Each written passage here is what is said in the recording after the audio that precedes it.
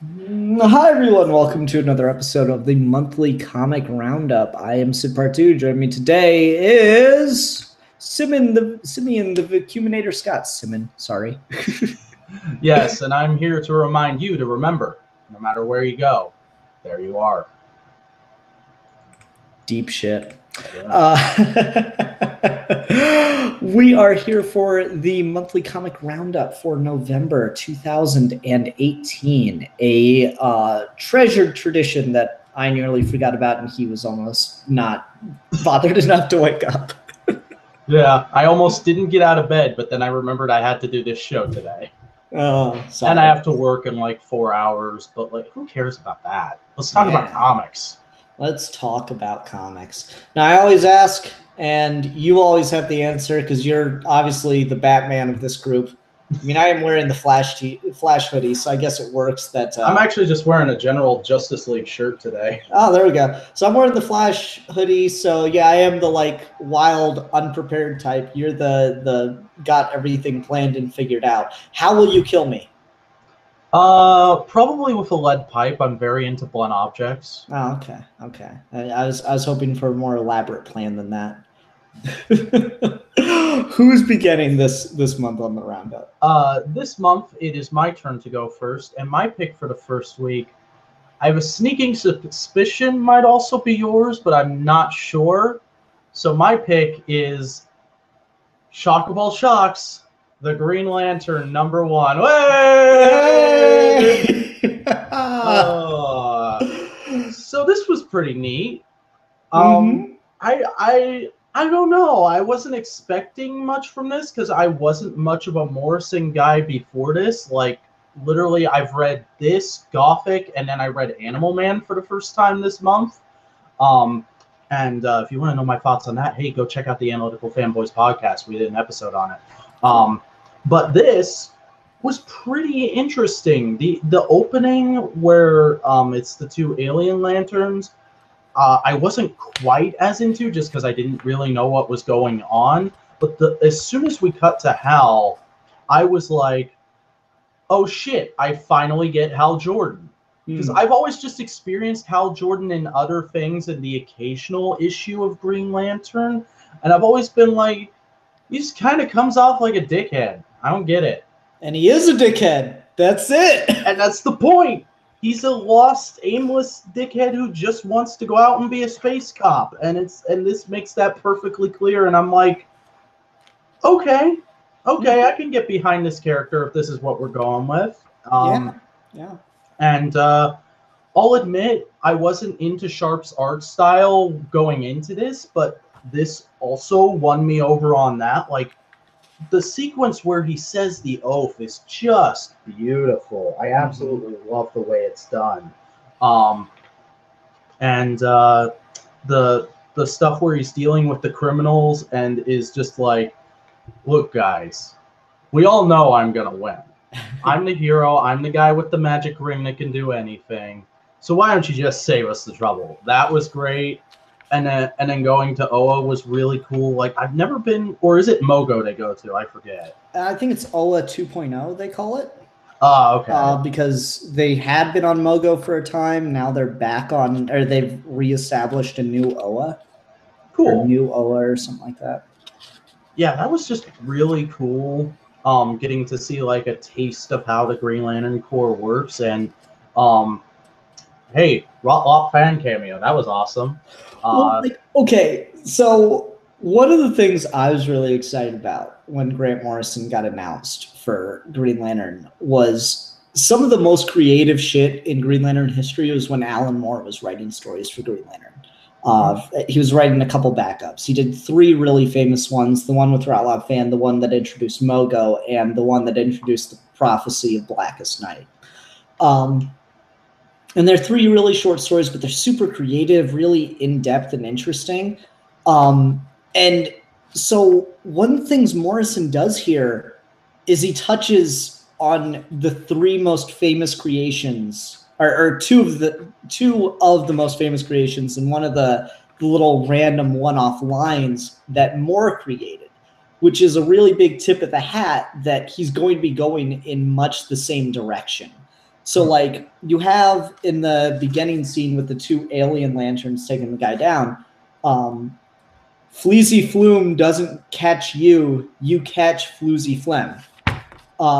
Which is like I forgot about that. That's a really cool concept. Yeah, the sentient virus. That's like a random throwaway line in one of the Morse stories. And then you get, the Rotlop fan cameo, and then they mention Mogo. So like you've got this little tip of the hat to the Alan Moore era of Green Lantern, which is weird to say that because it's not like it was a whole ton of stories that Moore did. He was just on it for a little bit, and had a big impact. And so Morrison's kind of going for that, and that's really, really neat. And I don't know, it's just it's really, really cool. I love Sharp's art, though. I think you're crazy not to have loved Sharp's art from the beginning, but hey, that's just me.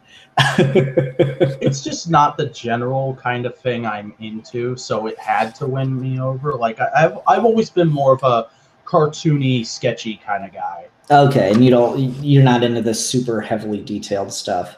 Yeah.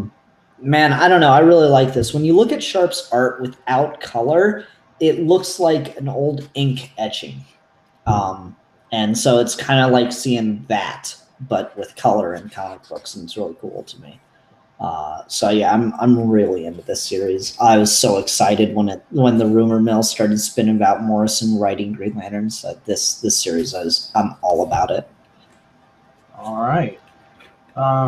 Yeah, I don't have too much else to say. It's just it's good, and I'm definitely going to keep up with this for at least the first couple issues. Yeah, I'm really excited because Morrison's talked about it, and he wants to do more one and done standalone things, but build an arc for each season of the book, and the season's going to be 12 issues. So he wants to do modern Doctor Who, but with Green Lantern. Yeah, yeah. Exactly. I can't remember who said it, but someone at one point made the claim that no one would think Grant Morrison was that weird if he just wrote Doctor Who. Yeah. Yeah. I think there's a rumor going around that Chris Campbell and Jodie Whittaker are going to leave after just 2 seasons. So, hey, BBC, if you're listening, I wouldn't mind if Morrison was the next head writer. I mean, I've been liking the current stuff, but I wouldn't mind Morrison coming on. That'd be funny. Oh, man. Yeah, I don't have a ton to say about it because, like, it's setting up the big mystery of, like, what is it? Someone from inside the Corps is betraying them or whatever. So, like, it's setting up the big mystery, but it's mainly just Hal Jordan shows up and saves the day, and there's crazy, weird alien hijinks, and yeah, I'm in love with it. It's some Green Lantern. Yep. Alrighty. Well, so since we both had the same pick for the first week, why don't you go ahead and give us your pick for the second week, Pat? All right. So, I think I just saw your pick for the second week, so I definitely know we're not going to be the same Z's on this one. But my pick for the second week is The Unstoppable Wasp, #2. Yeah, twice in a row this has made my list. This is just some fucking adorable, fun character development, just kind of establishing what daily life at Girl is like for Nadia and Ying, showing them training with, trying to remember her superhero name, Bobby, the Marvel character named Bobby. I don't remember her superhero name off the top of my head. Mockingbird is right fucking there on the page. There's a great scene where she goes to help the champions with a thing, and we established that there's a recurring joke between her and Viv Vision that Nadia is Viv's favorite great aunt, which I loved. And she actually has a mug that says "World's Greatest Great Aunt" that Viv gave her as a present. I'm like, that is adorable.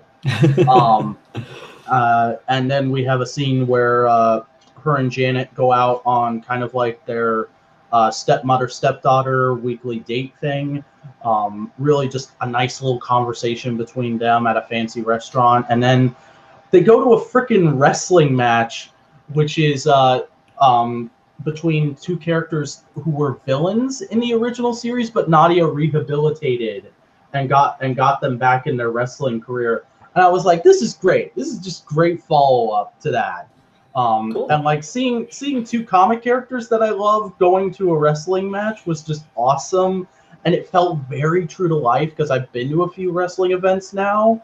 And then we have a cliffhanger that Pym Labs is on fire, so we don't know what's going to happen in the next issue. But this is just really adorable and fun, and everything I love about this series.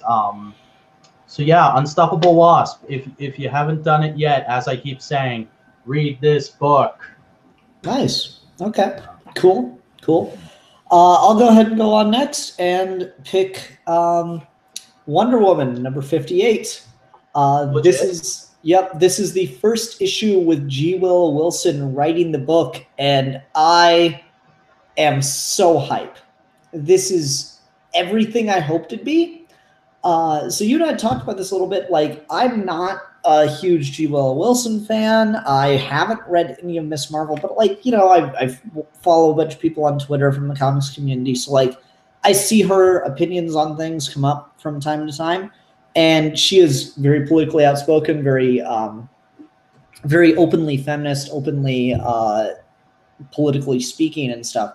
And that kind of attitude needs to be approached with Wonder Woman, because Wonder Woman's a character who was created as a political message. Wonder Woman was a character created to be a feminist icon. So like, you'll hear a lot of like the Finches come to mind for me, where like David Finch, when he was doing his run toward the end of the New 52, he was like, oh yeah, well, we're going to make her like strong and independent. I don't want to say feminist, but you know. And I'm like, no, David Finch, shut the fuck up.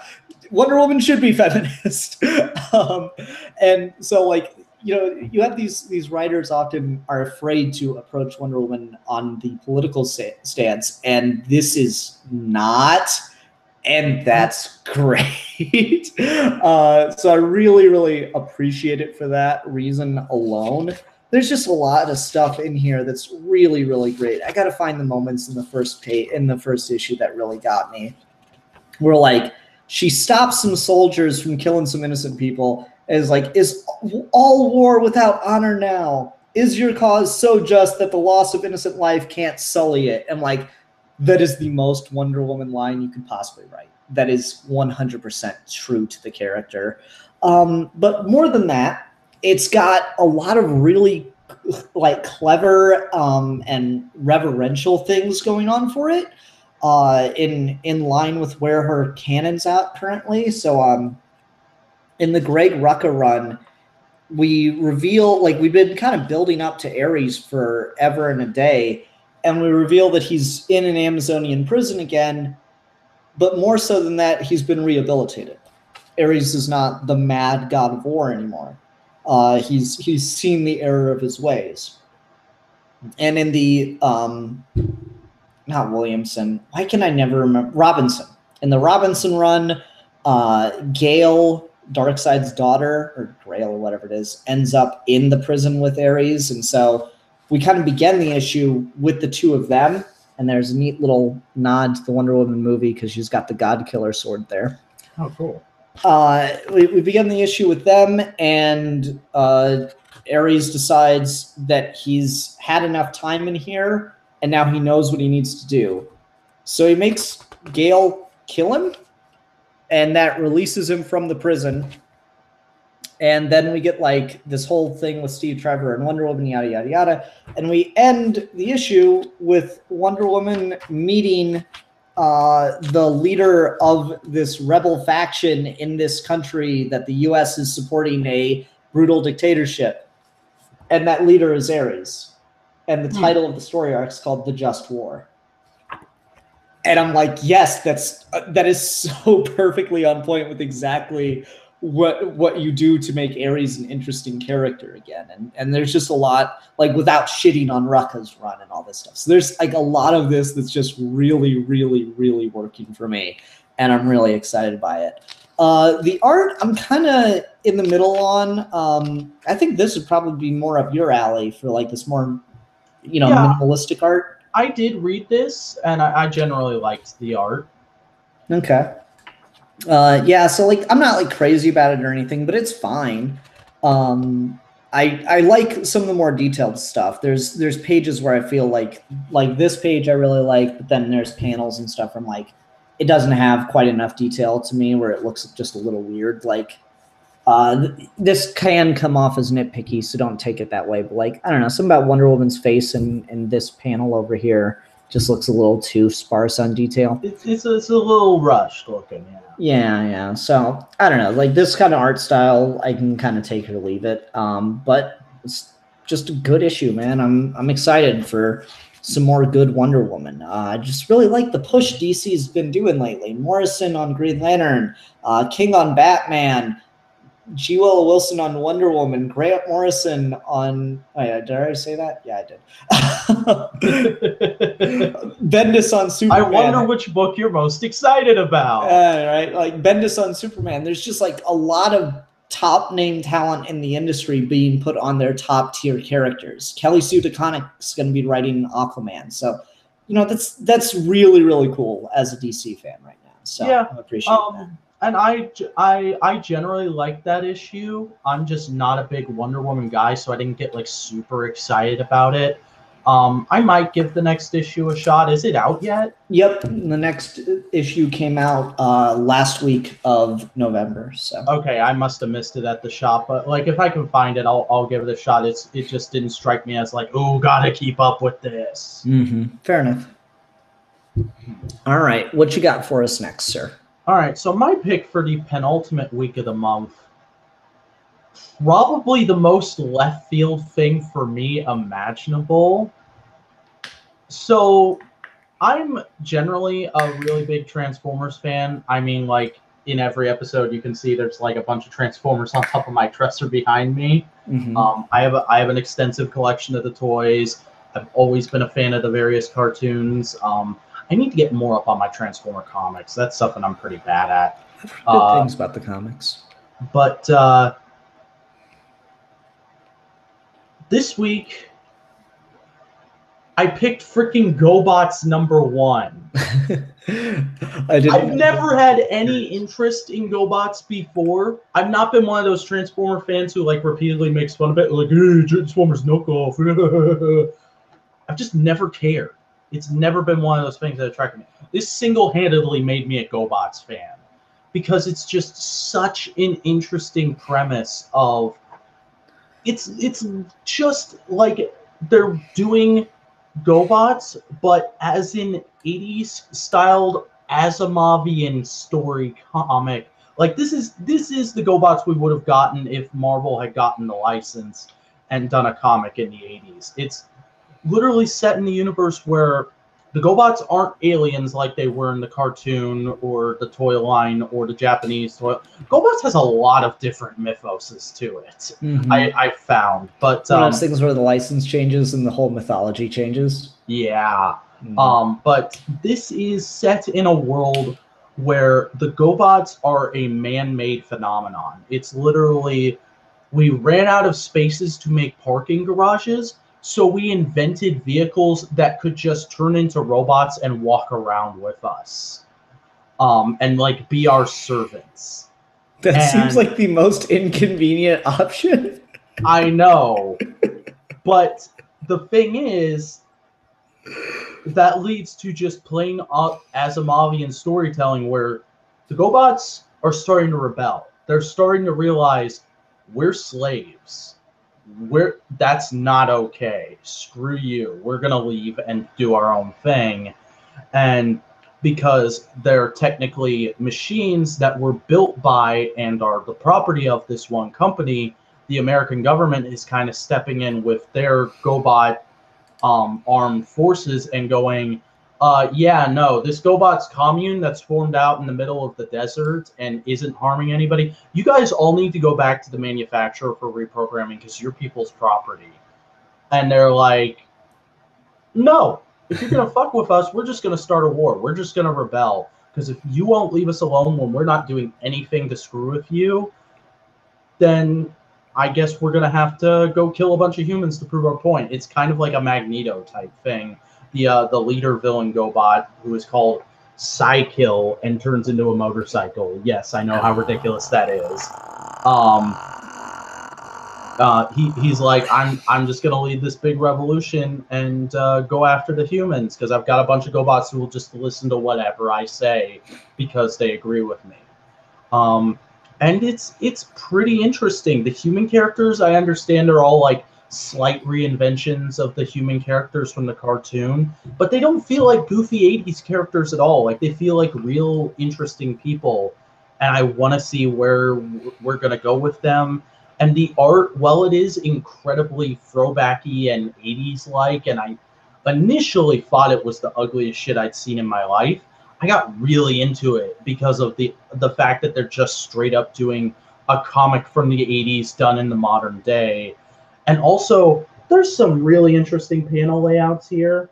I love this page.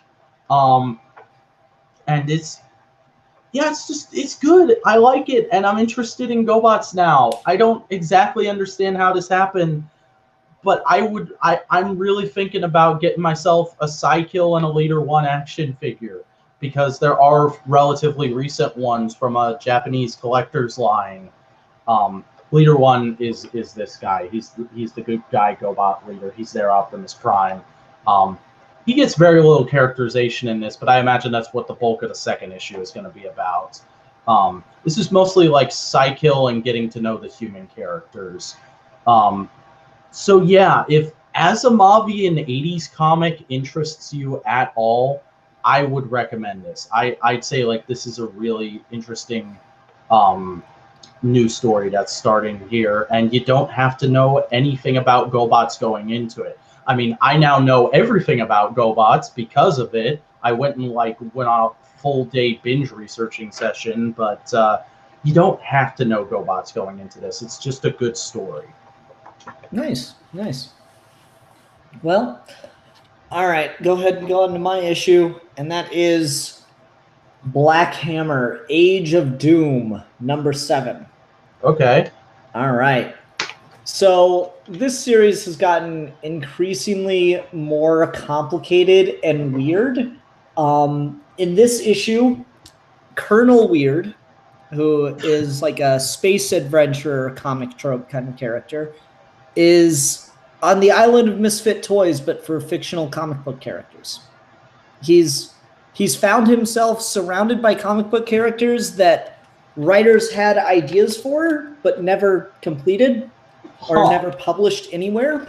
And so like there's Inspector Insector, a detective that got turned into an insect when he touched an ancient Egyptian scarab, and what is her name? Inspector Insector sounds like the name of a 70s Kamen Rider knockoff. Right. Then there's Miss Moonbeam, who's going to be this great supervillain. And then there's Stella Steele, the wife and partner of the great pop hero Doc Steele, one of Spiral City's very first heroes. And then this one's my personal favorite. I was almost Mr. Grizzly, a mad scientist experiment gone wrong, part man, part grizzly bear, the most feral anti-hero Spiral ever saw. I would have been real popular in the 90s. It's Wolverine.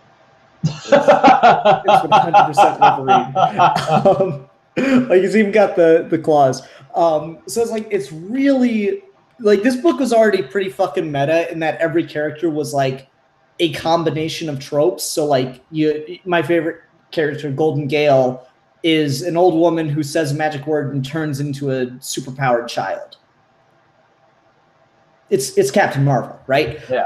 Like there's all these characters have been like culminations or amalgamations rather of like really big tropes. And now you've got Colonel Weird, who, I mean, just look at this dude. He's got a space helmet and a classic jetpack and stuff. He's your sci-fi adventure character. It's Adam Strange. Yeah, exactly. It's not fair. Yeah, it's not fair. It's not funny. So like they're all trapped, or Colonel Weird has found himself in this island of misfit toys, but for comic book characters. And then he's found the giant threat that has kind of like been the background of what has happened to him and why the heroes of Spiral City were on a farm for 10 years and what goes on. So there's anti-god, and he's here, and it doesn't make any sense why he's here, and none of these characters technically exist. And so he has to rally them all to help him get back to his friends and get past anti-god. So they start going. Anti-god might be the most comic book name I have ever heard. Well, I mean, there he is on the cover. It's Galactus and Darkseid. Yeah. Yep.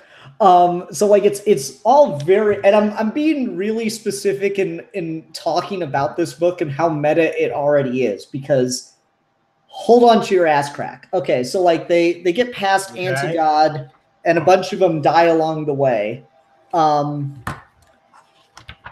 And they go down a cave and come out the other side.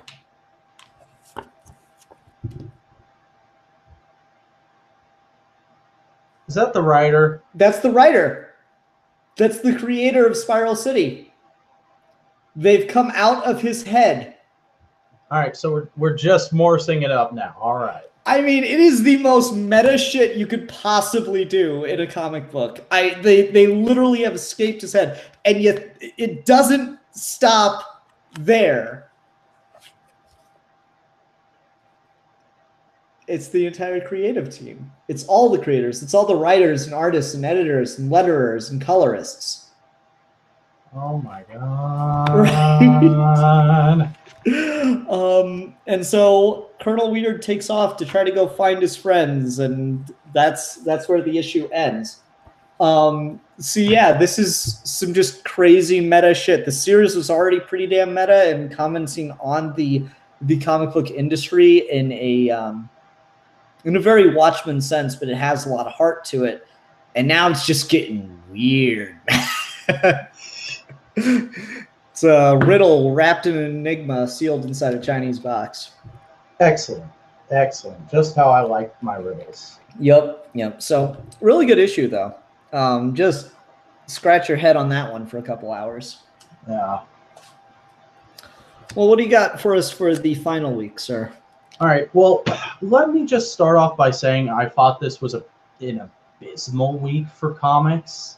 Like, I did not really get into anything this week. It was across the board, either bad shit, okay shit, and one kind of solid shit. So I'm going to talk about the one kind of solid shit today. That would be Fantastic Four #4. There's nothing particularly wrong about this series, this issue, not the series in general. The series in general has been good.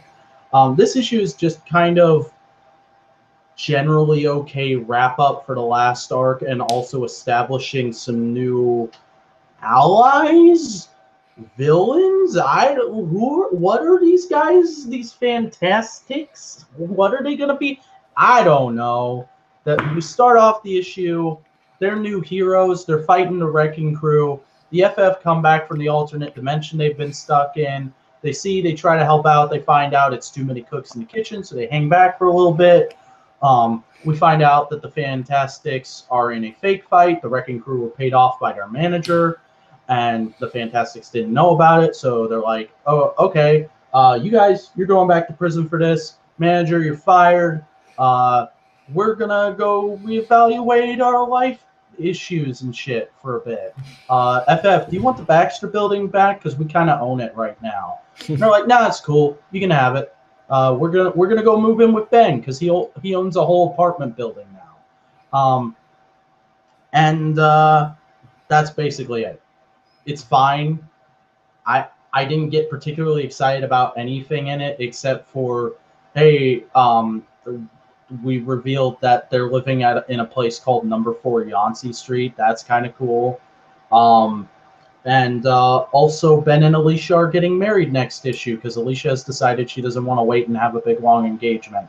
So that should be a good issue. Like I said, this was just kind of okay. All right. Okay, go ahead and go into my pick, because I think you're a crazy person, and this was actually kind of a hard week for me. But I ended up with the thing that, like, I've been saying I wish the whole series was since the beginning. Heroes in Crisis #3. I didn't read it. Oh, well, bad choice. it's because spoilers, but it's good. All right. It's really really good because like the first two issues are more about like the whole murder mystery thing, and you got like those really interesting snippets of the interviews with people and like what they've been talking to Sanctuary about. And I'd been saying all along, like, you could just give me that. I don't need a murder mystery or anything. You could just give me these interviews. And that's what this issue is. Oh, really? Yeah, it's like the crisis that this is like the day before or whatever, or like the week before or something. The crisis at Sanctuary happens in this issue, but like this is what was going on beforehand. And we just focus on three characters: Lagoon Boy, Wally West, and Booster Gold. And so like if you look at this first page, because Tom King always very intentional about the formatting of his books, Lagoon Boy, Wally West, Booster Gold. Turn the page. Lagoon Boy. Next page. Wally West. Final turn. Booster Gold. And that's the entire issue. It keeps cutting back. Like every time you turn the page, it's a different character. And it's one of those three. And it's in that order throughout the entire issue. And you're just like learning what they're dealing with. So like Lagoon Boy is traumatized because he was hit with a laser. And so he goes to Sanctuary, which has kind of like a Star Trek holodeck, and he keeps getting hit with a laser. And damn. Yeah, that's how he's putting himself through therapy. Wally West keeps seeing his old family again. And Sanctuary is asking him, like, as he's meeting with Linda and the kids, it's like, what is it about Linda? Please, Wally. Why Jay? Why Iris? Why do you need them? And you just get through the whole thing, and it starts getting more and more, you know, it's Tom King. It's depressing as fuck. It's depressing as it can be. Booster Gold's told the holodeck can basically put him anywhere he wants to be, give him anything he wants to see, as long as he's thinking about why he wants this.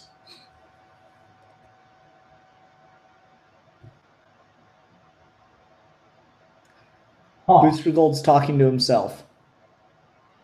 And that shit, I'm kind of all into that. I'm a million ways into that.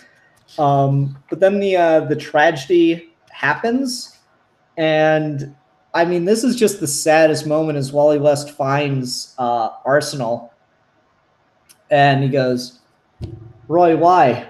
Why did it? The kids.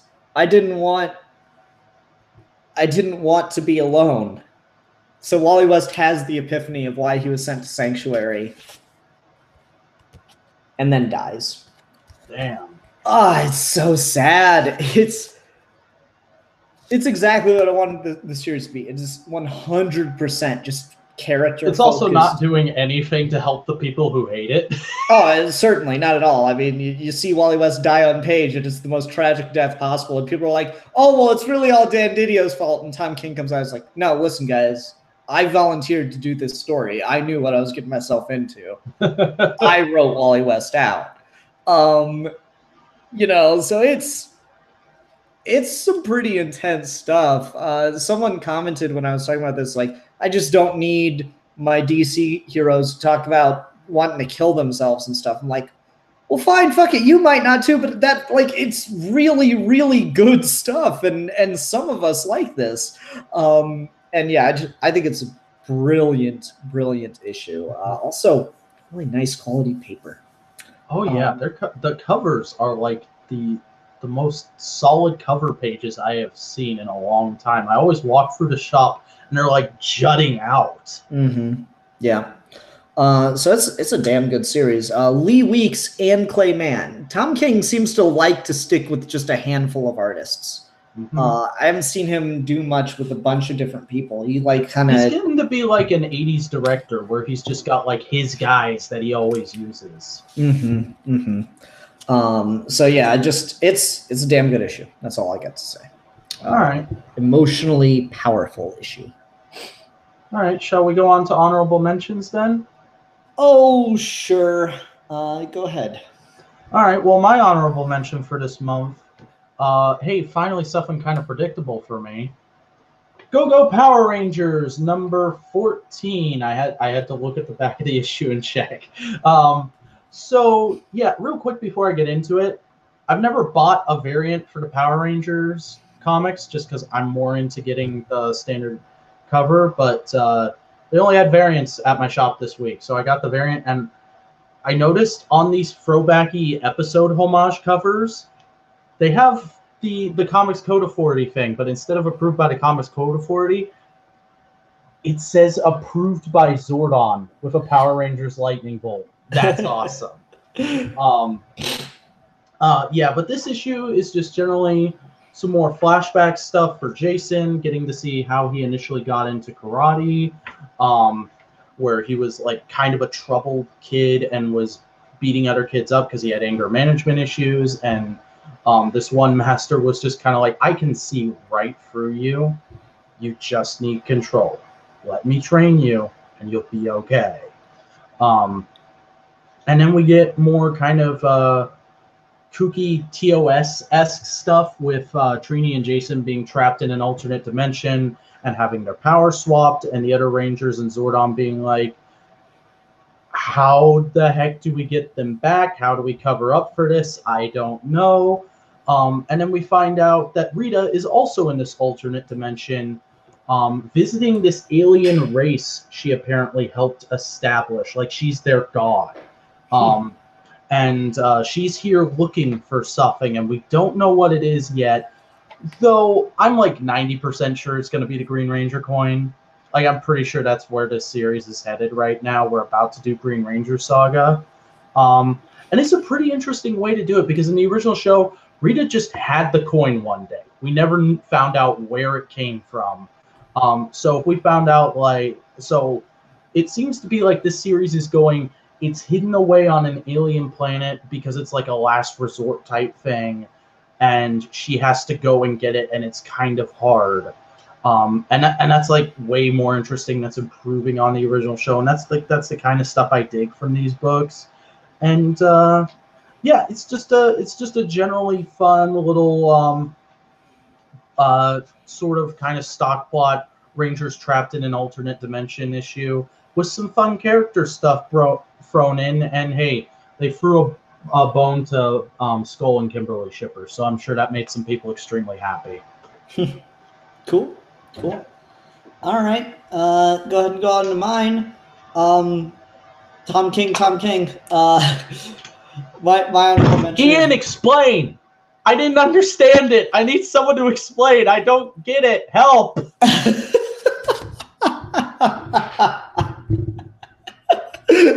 So it did one of these on you? Yeah.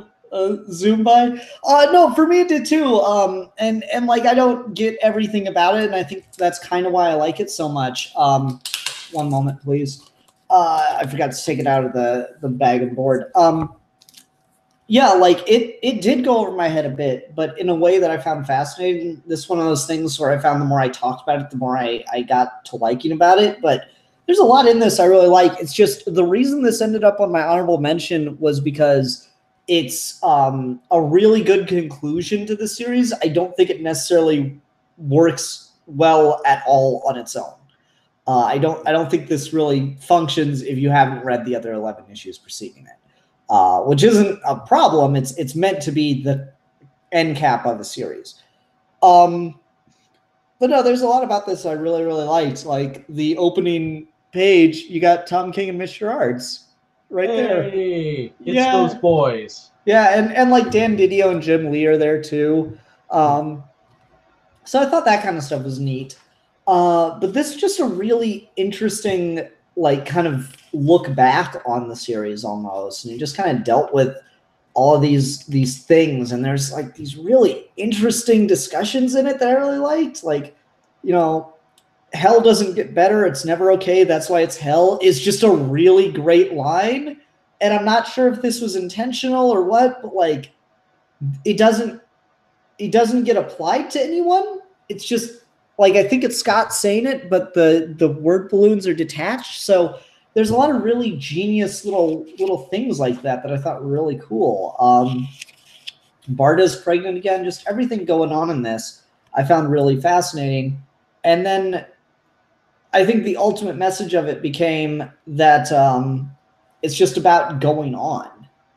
It's just about continuing. And it's not like you can, like, comic books are interesting because they tend to literalize the internal struggles. So like using Mr. Miracle was a way for Jack Kirby to literalize his anxiety in a comic book character who could get out of any trap. Tom King has taken that and put it with anxiety and depression, kind of molding them together, and it's his way of dealing with that. And so Scott escapes from his depression. He defeats Darkseid in the end, but now Darkseid's here with him, being still. And so that's kind of the thing, is like, you don't ever get away from it. You don't ever conquer it. So it is metaphorical. Yeah, it is metaphorical. Because that was the problem for me, was I wasn't sure if it was a metaphor, if Darkseid was really there just hanging out, or if we were in like some kind of hell dimension and this was just how Scott was seeing it. I didn't understand what was going on. Well, that's the thing, is they say, oh, you're in hell, oh, you're in heaven, and the reality, what is the middle ground between those two? Earth. He is just living. He is going through it. And so there's all these really interesting lines. And the son asked, what is the fourth world? And the father said, the first world is the old world, the world of my parents from which they fled. The second world is the new world, which they sought, which they found, where I came to be. The third world is our world, as it is now, in the making, the future, being born. And the fourth world, my child, that is my world, the world I see when I close my eyes and try to escape.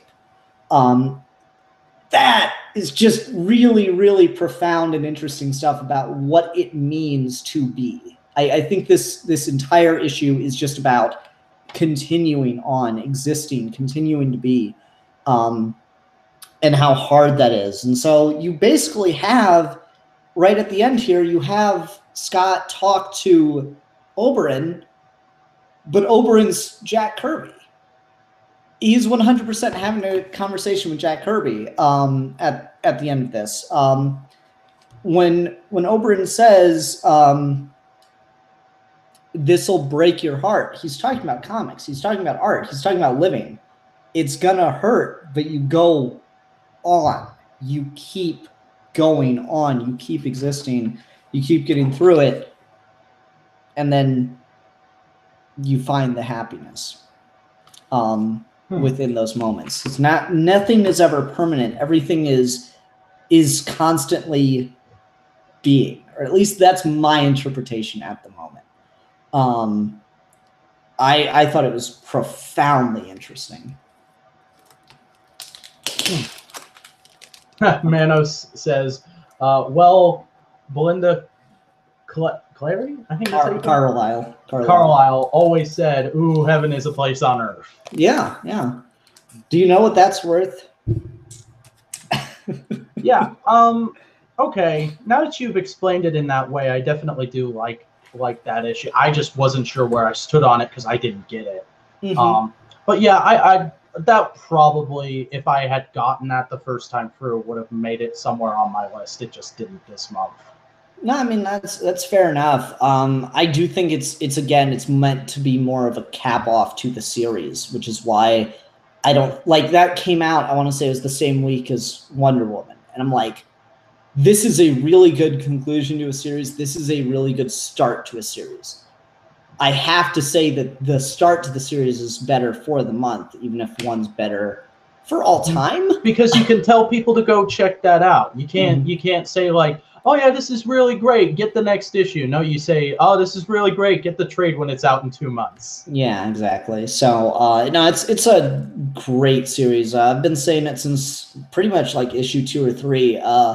This could be one of those books that people are talking about in college classrooms for like the next 20 years. It's going to be right up there in the college bookstores with like Watchmen and and V for Vendetta and all that stuff. Probably. Alrighty. What are we on? Worst or best cover? Worst. Okay. Oh, boy. Worst of the month. Go ahead, sir. My worst of the month is a shock of all shocks, I know. Doctor Who, the 13th Doctor, #1. So I want a disclaimer going into this. I have generally liked the new season of Doctor Who. I think it's been pretty solid. Jodie Whittaker's been great in the role. Last episode was a little but that was just that last episode. This comic though is trash. It's just the most basic stock plot opening to a Doctor Who episode you've ever seen in your life, and the art is terrible. Like, it's just bad. It's really just basic slapdash figures, some okay color work, and the most obvious facial tracing you've ever seen in your life. Like, that is just traced off of screen caps from the show. I'm sorry. That's ridiculous. I will not stand for that at all. I was Star Wars. Yeah, it was. I mean, it's Titan Doctor Who, so I wasn't expecting much. But man, was this a disappointment. I did not like this at all. And probably the only reason I won't be selling it back to my comic shop is it had an awesome store exclusive cover. I guess my shop just has a good in with Titan, because this is the second store exclusive cover they've done this year with them.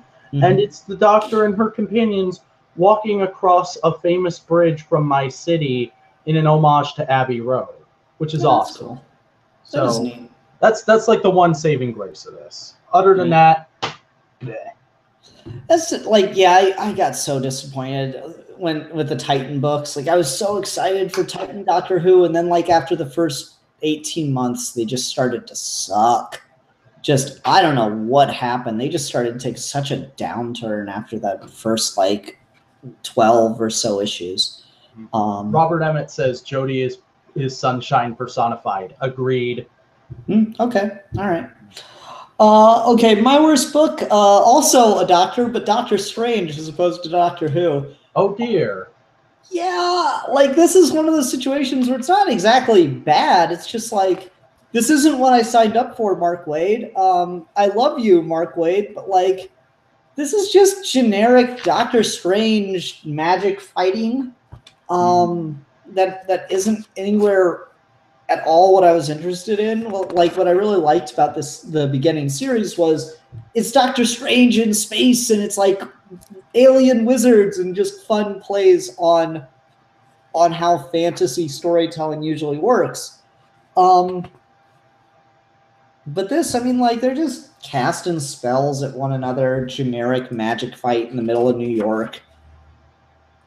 I don't know. It's not bad, but it's just... Yay, yeah, comic. what's the point? Yeah, what's the point? It's... I don't know. I was much more interested in the idea of, like, Space Doctor and Alien Companion and all that stuff. And maybe I just really want a good Doctor Who comic, and that's kind of what that felt like for a minute there. Yeah. Can I rant about the state of Doctor Who comics for a minute? Go for it. So, like, what the absolute hell is Titan doing? Because the whole reason they have the license is because a few years ago, IDW had the license, but they had a very restrictive license from the BBC because the BBC sold the license to them. They went to IDW and said, hey, we want comics based off of whatever the current Doctor is because we want something to promote the show. But you can only use the current Doctor, and you can't do anything that could contradict what's happening in the show this season. Oh, good luck with that shit. Yeah. So we got generally okay comics and like one or two really good stories from IDW. Then they just let the license run out because the executives at the BBC said, it's not really giving us the sales figures we wanted, and it's not really doing anything to bump up the show's ratings, so we don't really need this. And then Titan went, hey, we like Doctor Who. Could we just have the license to everything, please? And BBC went, fine, whatever. And they're doing like the most generic stock plot shit I've seen in my life. The characterization always just feels like a Doctor, not the specific incarnation of the Doctor it's supposed to be. Like, I've read some 10th Doctor issues. I tried reading one of their crossovers and just couldn't get through the first issue. Was it the Cybermen one? I don't remember which one it was. For a while, I had the first trade of the Ninth Doctor stuff because the Ninth Doctor is one of my favorite Doctors, and I've always wanted more stuff with him. And that was just boring as shit. And this is that last issue. You know my thoughts on it. Titan, what are you doing? Get some good people who actually care about Doctor Who and will actually do interesting and innovative stories with the character. Please, please. Yeah, no, the Titan books have been just awful. Like, I really started to get down on the 10th. Like, I started reading all of them, and then I was like, okay, I'm just going to stick with the 10th Doctor since he's my favorite. And then that started to just get to be an incomprehensible mess. And so then I dropped that. But then, like, John Barrowman and his sister, I believe it was, were announced to be the co-writers on a Torchwood book. And I was so excited. And it was garbage. Yeah, everything related to Torchwood is kind of garbage. Captain Jack is one of those characters who is, like, cool in his first 2 appearances, and then he just goes to shit for the rest of his existence. No, like, I legitimately like Torchwood. Like, Oh, wow. I legitimately enjoy Torchwood. The first 2 seasons are batshit insane, and then there's, like, randomly a great episode that is so out of place. Because, like, there's an episode in the second season, I want to say, where, like, there's a cyber woman who's, like, half converted. I've seen that episode. You like that one? No, it's crazy. And she, like, fights a pterodactyl. Yeah. It's absolute batshit insane. But then a couple episodes later, there's, like, legitimately heartbreaking pieces of art with, like, the people that accidentally time traveled 50 years into the future, and Torchwood can't let them try to go back. That episode was so weird and out of place. Yeah, but it's, like, really, really good. I was like, what the hell? Did Neil Gaiman step in for an episode? Yeah, and then you have what was the one? Children of the Earth. Yeah, Children of Earth. That is great. That is, like, the best Torchwood ever got. I've seen the first couple episodes of it. I thought it was okay. Oh, it gets pretty twisted as it goes on, is the thing. And then you got Miracle Day. I've seen all of Miracle Day. Miracle Day is such a mess. It is, but it started out so strong. It was such a good premise, and then it just went on for like 10 episodes. And it got completely ridiculous. Yeah, so I love Torchwood. But anyway. Comics. Yeah, comics. Doctor Strange also not just one of those cases where it's not even bad. It's just boring. So to quote Robert Emmett from the chat, so it was like the Doctor Strange movie then. Yep, pretty much. All right, what do you got for us for best cover, sir? For best cover, I am going to pick West Coast Avengers #4 because it's just one of those fun things that you only get in comics every once in a while. It's just the front of a newspaper as the cover, and there's some fun little stuff. The headline is, "Are these really our new West Coast Avengers?" And it's a picture of them post the first big battle, and they're all like screwed up and grumpy, and it's a perfect personification of each character. And then there's some fun little articles down here at the bottom, which I won't spoil. You gotta get this yourself. Okay. Yeah, just really neat little cover that is like a perfect personification of why this series is fun and good. Nice. All right. My best cover is Ghost Panther #1. I can't believe you picked that up.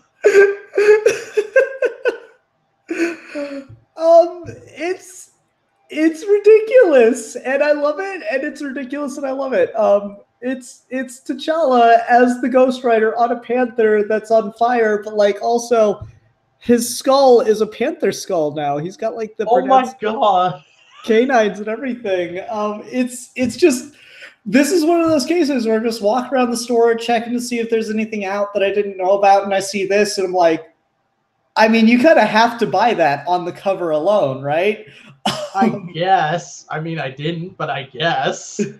It's too cool. It's the epitome of like 90s coolness. And so this part of the whole Infinity Warp series where I guess the universe has been folded on itself, and so now characters you're getting to experience that now. It's your turn. Yeah, characters are amalgamations of others. So T'Challa is a hot-headed prince who got in a fight with his father and left and became a motorcycle stuntman and eventually sold his soul to Zarathos, the Panther goddess, in exchange for the power to become the Ghost Panther. And I don't know, it's just sure comic, sure. Yeah, I mean, why not? It's a ridiculous situation. And then help me out with this, because they even amalgamized the villains. I'm trying to remember the guy's name. It's M'Baku, and then Mumbuk Shala the White is what this guy names himself. So it's M'Baku, and he's got like cybernetic arms. Dude, I don't know shit about Ghost Rider. Why are you asking me? Well, it's not even Ghost Rider. Like, M'Baku's a Black Panther character. And then I don't know, Shola, and cybernetic arms. I don't know who the fuck that's supposed to be him combined with. It's so weird. Real quick, Robert Emmett in the chat. I had a similar idea to Miracle Day 2 years before that season, but didn't write anything about it because I couldn't think of a good idea for people stop dying. Don't worry, neither could Torchwood. Evidently, the writers of Torchwood had the same idea as me. It just didn't stop them. Yeah. So I don't know. It's kind of crazy. So like Mumbuk Shala, I don't know who Shala or whatever that character is. Cybernetic armed character in the Marvel universe, and then you have the other villain. Because that narrows it down. Yeah, Eric Killraven. I thought that was pretty clever too. I don't know. I'm gonna pick. It's 2 issues. I'm gonna pick up the other issue. So you literally have the same thing with this that I had with Captain America, Doctor Strange. Yeah, it's 2 issues. I can spend $4 twice. That's $8 for the existence of Ghost Panther. I'm willing to support this. I can spend $4 twice. Ian Harrington, 2018. You're telling me that the notion of Ghost Panther isn't worth $8 to you? You wouldn't Not pay $8 really, but I don't Ghost particularly care about either character, so. You're a terrible person. So yeah, I don't know, just craziness. This is the kind of shit you can only get away with the comic books. Could you imagine? Could you just imagine? All right, so Avengers 4 comes out, and like, Gamora gets the glove and folds the universe in half. And then instead of like actually amalgam films. Yeah. Instead of actually like concluding the story that Infinity War sets up, they just do this comic booky bullshit of we just fold the universe in half. Visualize that on a cinema screen, please. We just fold the universe in half, and then we have a Ghost Panther movie. Feige has the balls. Yeah, then we just have a fucking Ghost Panther movie. Could you imagine the way people would react to this? Fucking Ghost Panther's a thing now in a movie. That'd be amazing. Yeah. Alrighty. So that wraps up most of our comic stuff. We just got to go on to the best of the month. What's your pick, sir? All right. Well, I genuinely cannot believe I'm saying this, but it's GoBots #1. Dude, it took me from being completely ambivalent towards this franchise to being as hardcore of a fan as you could possibly get. Like I want to collect the old toy line now just to get some of the characters in this that there aren't newer toys for. That's how much I love this. And like GoBot, from what I've heard, GoBot's toys aren't bad. They're just slightly more daft than old school Transformers. All right. So I don't know, it's good and fun, and it feels like a thing straight out of the 80s with some cool ideas in it. So, yeah, I'm all for this. I support its endeavors. Okay, cool. For me, I actually have a really hard time. I had a really solid month, man. Usually, there's something like, this one's just okay, but the rest of the books this week weren't much better, so this makes it on here. But no, everything I picked this month was really, really cream of the crop stuff. I'm just gonna default and go with Heroes in Crisis #3 because it's probably the most controversial thing I picked. So I'm just gonna double down on it as not only is it the best thing that week, this is your hill to die on. Yeah, this is the hill I'm dying on. Get the fucking cross up here. Let's get this shit over with. Yeah, it's not only the best thing that week, it's the best thing all month. And that included a month with Grant Morrison and G. Willow Wilson on 2 of my favorite characters. Is Jesus where that phrase comes from? I always thought it was Custer's Last Stand. I've heard the hill I'm dying on and the hill they're going to crucify me on, or the cross I'm dying on. So I assume they're kind of like one and the same. Okay. I've never heard the hill they're going to crucify me on, but I've heard people say this is my hill to die on a bunch of times before. Yeah, this is the hill I'm going to die on. Go ahead and strap me up to that cross. I've heard a bunch of other similar kind of things. So I think it's all kind of coming from the same place. All right. Anyway, let's go ahead and go on to the news portion of the show tonight. All right, and we're starting off with something I'm not sure if either of us particularly care about, but should spark an interesting conversation. Voters enraged that Garfield doesn't care if you vote, or does he? So, what? Basically on the Garfield Instagram account, this got posted on voting day. And the caption, well, there was no caption, it's just hashtags, but it's just Garfield flicking his tongue and going, "Do I look like I care?" And people flipped out because it reminded them of a jacket Melania Trump wore that said, "I don't really care, do you?" Yeah, that one pissed me off. This, I don't fucking know. Does anyone even care about Garfield anymore? Oh, there are diehard Garfield fans. That surprises me, but and I don't understand why. But like, this might be the biggest overreaction to anything I've seen in quite a while. And I just found it hilarious. And I was like, this has got to be in the news. Because, like, what the heck, people? It's just a drawing of a cat posted for promotional purposes. Yeah, and even if it is a political statement, I don't fucking give a shit about Jim Davis's political views. I haven't read a Garfield. Davis isn't even drawing Garfield anymore. It's like a crew of people now while he works on the promotional shit. Yeah. Like this, and Garfield hasn't been good in years either. Garfield is kind of like, I watched a video on the history of Garfield recently, and it's kind of just degenerated into the same jokes blandly done over and over. It's the comic equivalent of SpongeBob right now. Yeah. Yeah. Oh well.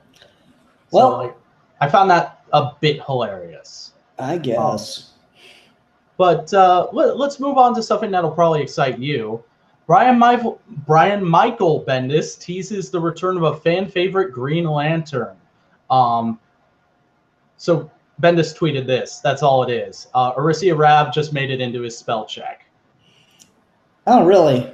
Yeah, we don't know where he's going to appear or what it is. People are assuming it's going to be his Superman, but we don't know. But I think I just thought this was cool. And I generally like the idea behind modern Arisia. I've read her modern origin, and I liked that, but I don't know much about the character outside of it. Well, like, when you say her modern origin, do you mean that, like, when they retconned Hal Jordan sleeping with her being the creepiest thing ever? Oh, yeah, that shit. Okay. Yeah, I don't know. Like, she's not, like, one of my favorite characters. She's kind of based on one of those tropes in sci-fi that drives me nuts, which is they're human except, and she's got that same thing. She's human except sometimes she's got basically every alien in Star Trek. Yeah, that shit drives me nuts. And it's all over Green Lantern, so it's whatever. But like, yeah, I don't have much care for Arisia. I do agree that it was probably a good idea to retcon Hal Jordan making out with a 12-year-old.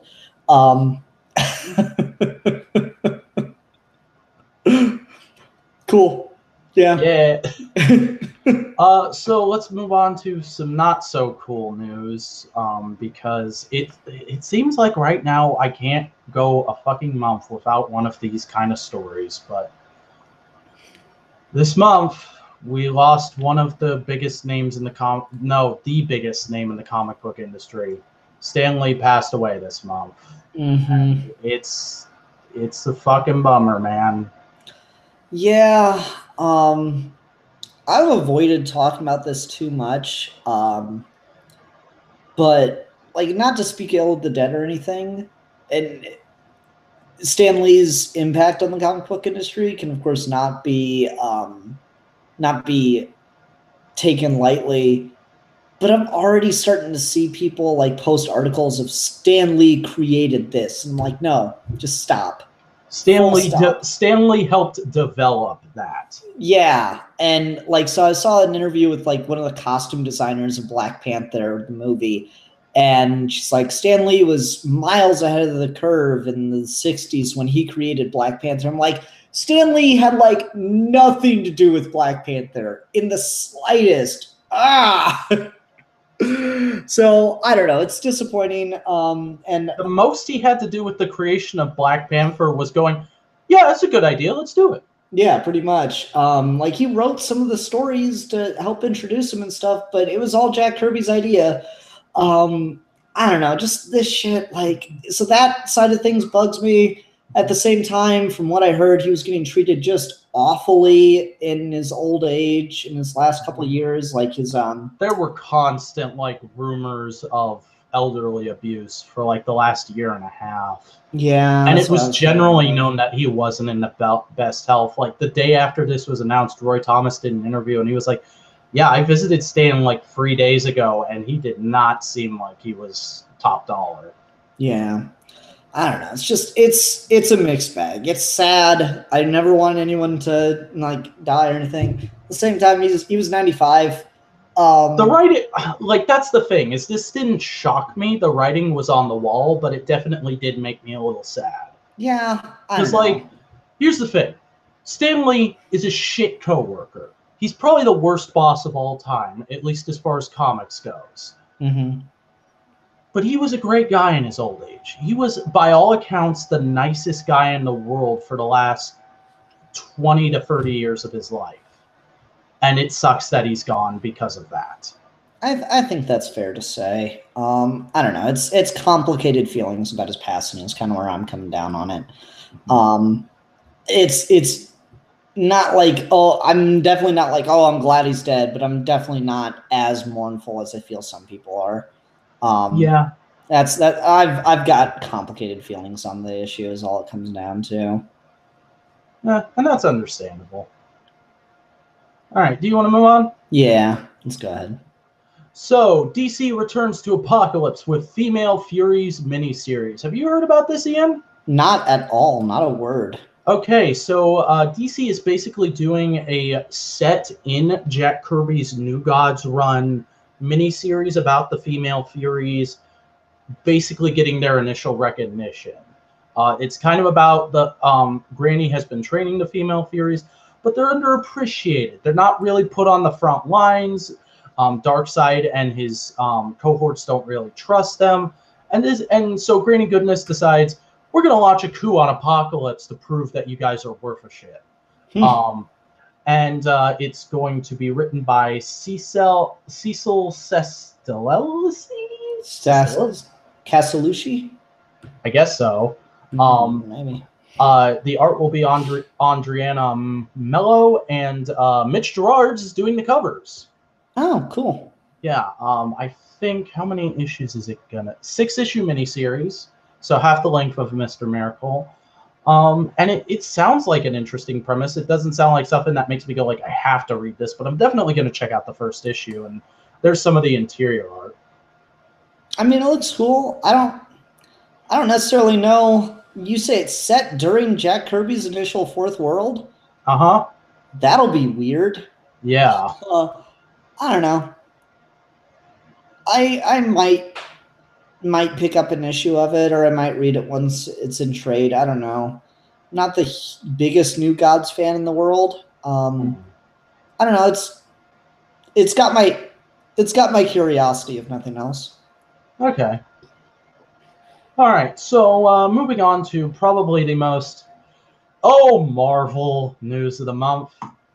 Daredevil #1 relaunch coming in February. Wait, isn't he about to die? Yeah, the headline says it all. Chip Zdarsky is going to be writing the next run of Daredevil starting in February of this month. Even though Charles Soule is literally about to kill Daredevil off like in the next issue or two. And then we're going to have a mini-series exploring a world without Daredevil, I guess. But we've got a vague Marvel teaser for the next run, which is just No Fear and Daredevil. I like that title. That's a really good title. Yeah. I'm assuming that'll be the name of the first arc. Dr. Holocron in the comments. Ghost Devil. Ghost Rider Matt Murdock. I wouldn't be opposed to that, honestly. That could be an interesting concept, especially with all the Christianity that's intermixed with that character. You're right. That's not a bad point. I wonder, have they ever done that with Ghost? I need to call Steve, because Steve would be the person that has an answer on this, since he loves both characters. If they've ever done anything with Ghost Rider and Daredevil together. I like how that's a reflex we both have when we don't know something about a comic character now, is to ask Steve, because I did that on Twitter the other day. I was like, "Hey Steve, how old was Bruce Wayne when he made Dick Grayson his ward?" And he was like 26 or 27. Yeah, I don't know. Like the idea of Ghost Rider. Yeah, you make a really good point. Those two would be an interesting team up. I also just really like the notion that Ghost Rider is much more interesting characteristic when you just put it on someone else. Like the fact that Cosmic Ghost Rider is just Frank Castle in the future with Ghost Rider powers and Power Cosmic. And like and Ghost Panther is more interesting than Ghost Rider.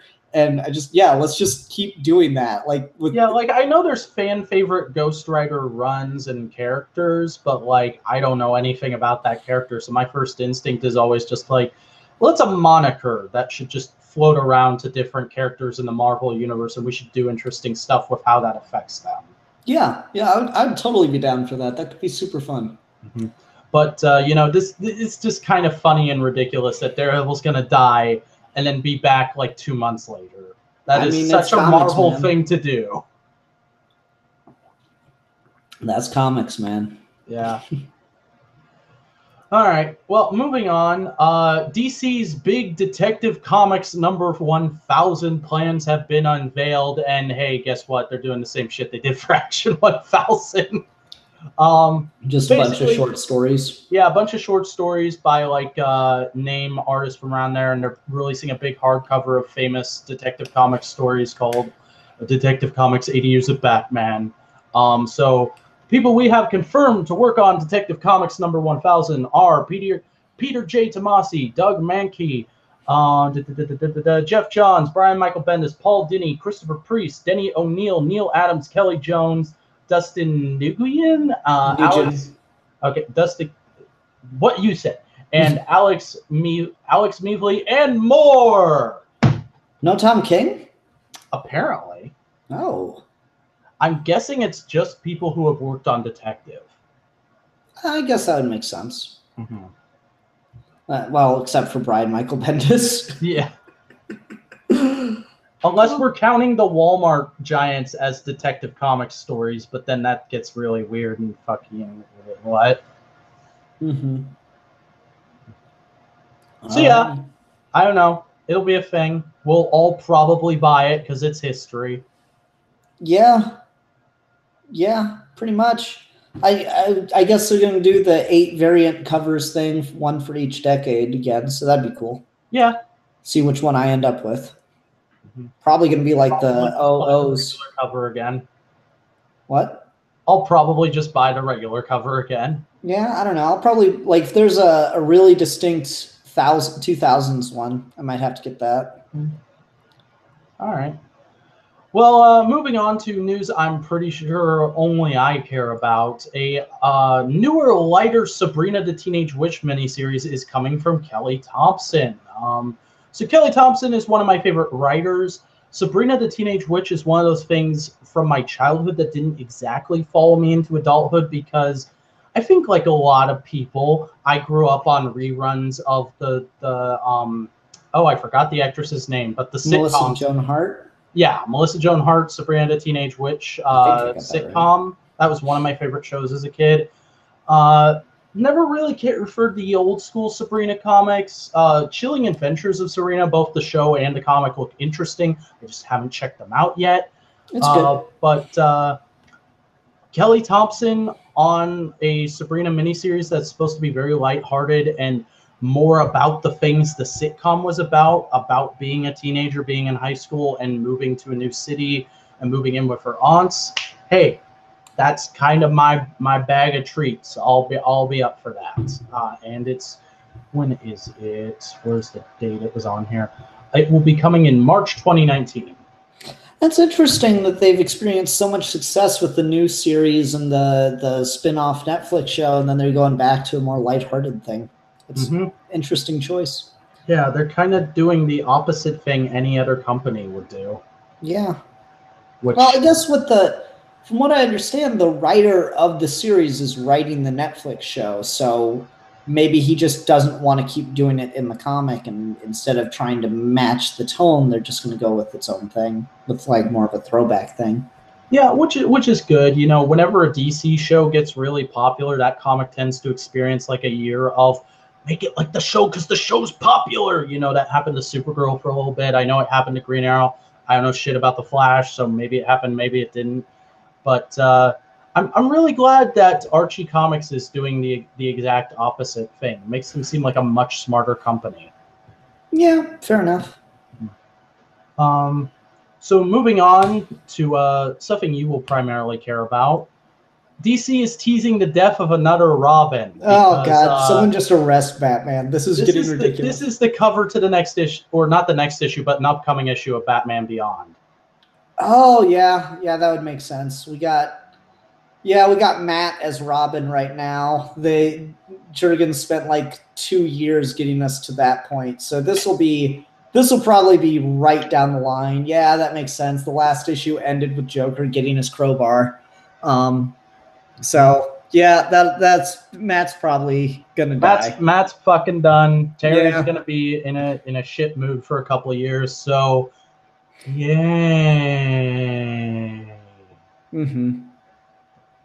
Yeah.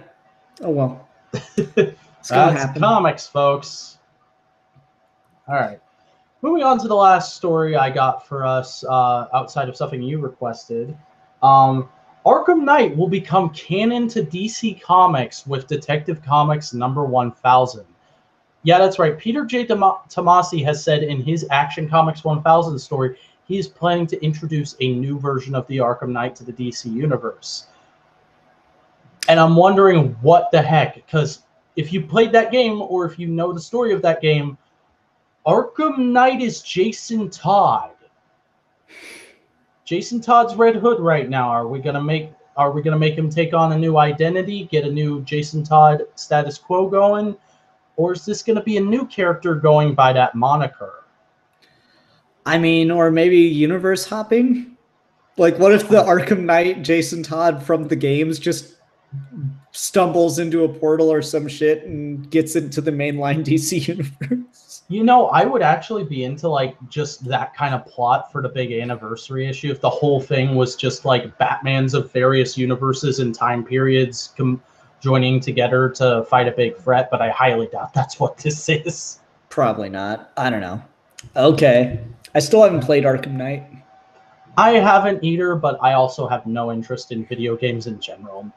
Fair enough. So, like, I just know the story of those games because I watched playthroughs of them all. But, yeah, I don't know. It looks fine. It probably will be a thing.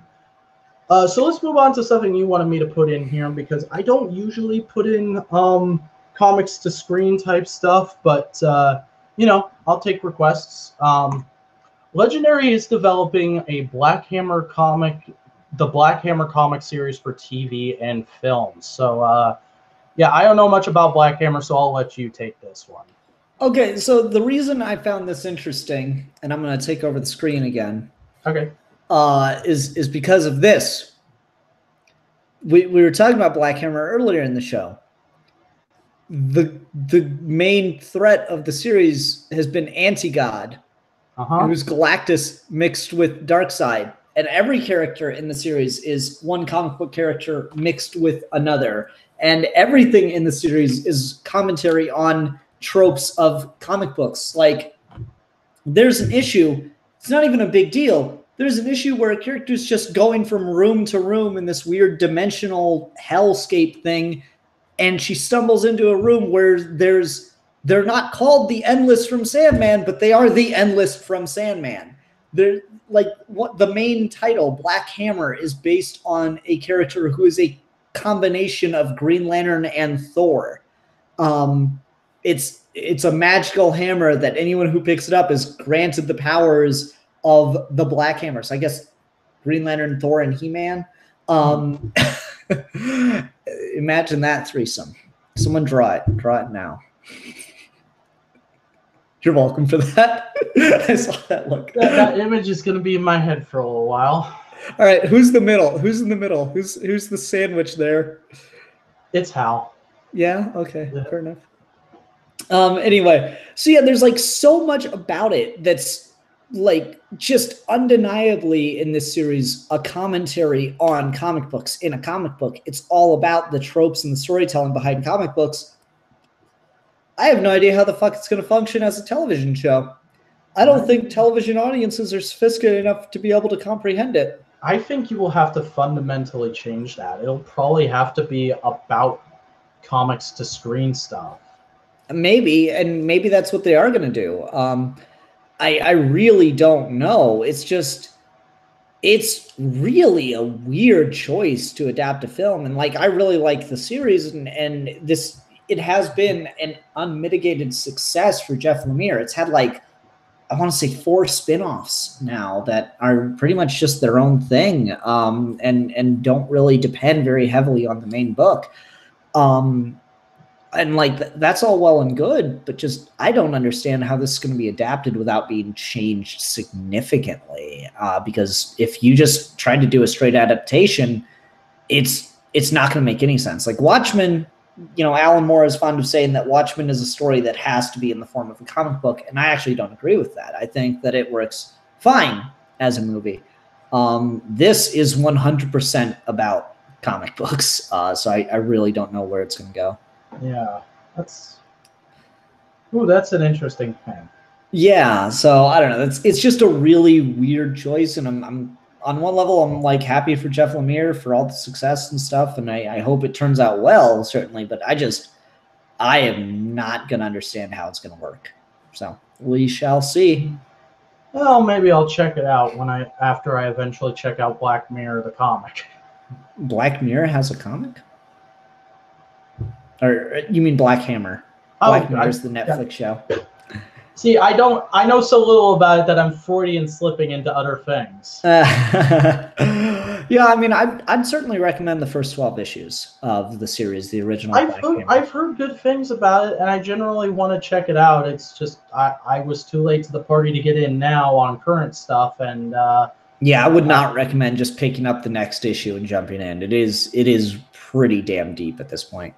Yeah, I've got to find the time and money to just go back and read up to current. Fair enough. So yeah, that's just all I wanted to talk about with that. Is like, I'm excited on some level, but at the same time, I'm like, what the hell is this going to be? Fair enough. That's all I got, and that was the end of our news stories, huh? It was. Okay. There's been nothing in the last couple days. Yeah, I did notice some discussion going on in the comments section while we were doing that. So I talked about last month the American Mythology Zorro comic. They're doing another. There's going to be another Zorro